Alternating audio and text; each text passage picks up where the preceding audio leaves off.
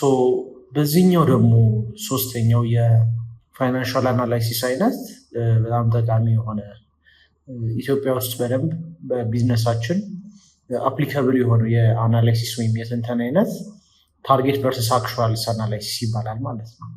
ሶ ታርጌት ቨርስስ አክቹዋልስ ምን ማለት ነው?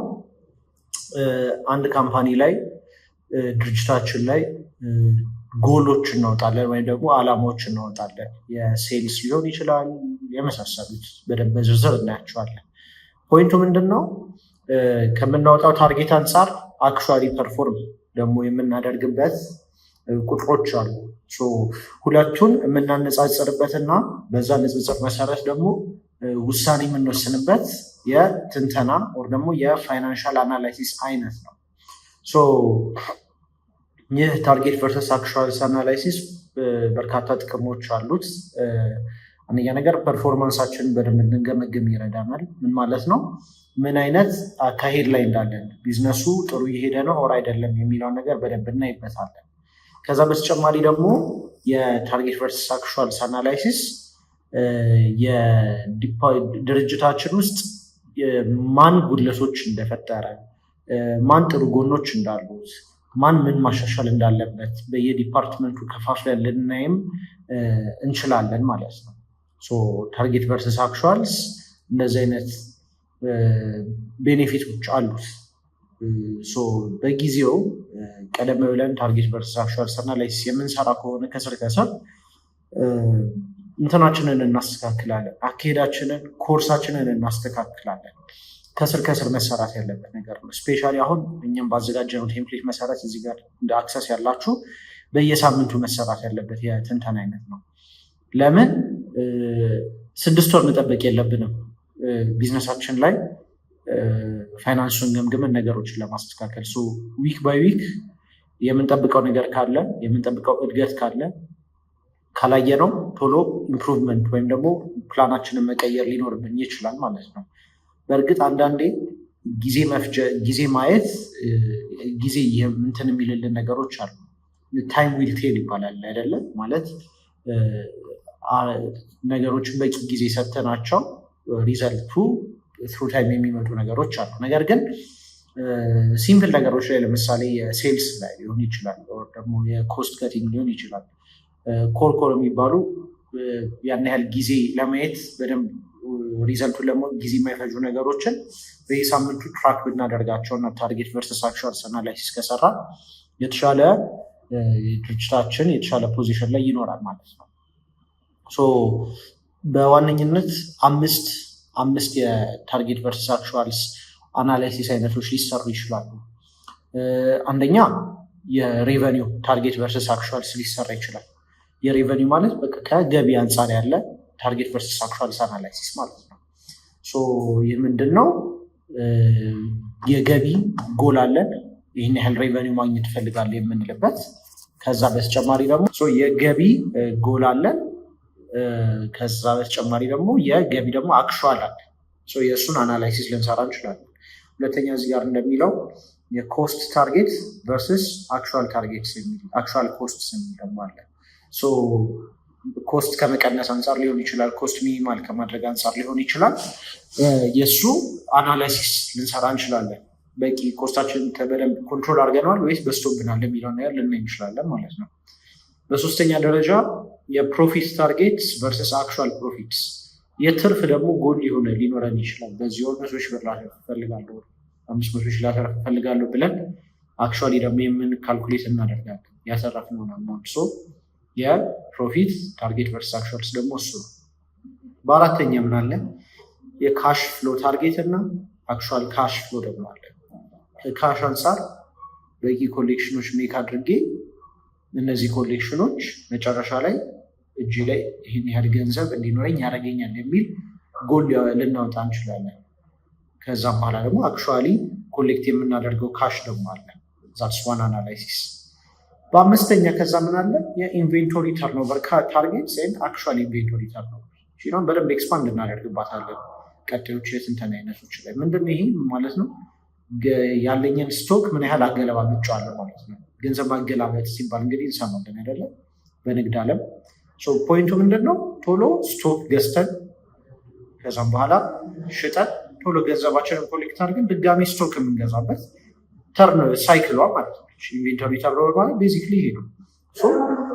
ዘሱናር እቺ ሳይክል በፈጠነች ቁጥር ቶሎ ገንዘባችንን እያገላበጥን ነው፣ ገንዘባችን ቶሎ እየሰራ ነው ማለት ነው።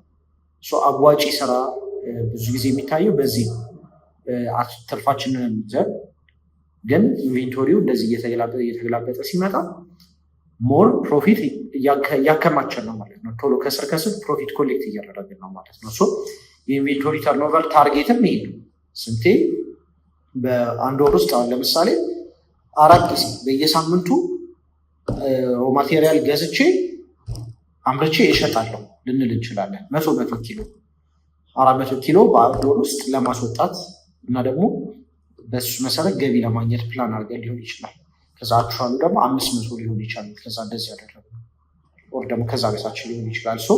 ዛትስ ታርጌት ቨርሰስ አናላይሲስ ከኢንቬንቶሪ ተርኖቨር አንጻር ማለት ነው።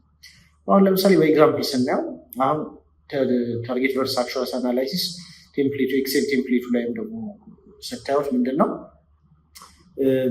ቫሪያንስ የምትባል ፓርት አላት ታርጌት ቨርሰስ አክቹዋል ስንሰራ ማለት ነው። ቫሪያንስ ፌቨረብል ሊሆን ይችላል፣ አንፌቨረብል ሊሆን ይችላል።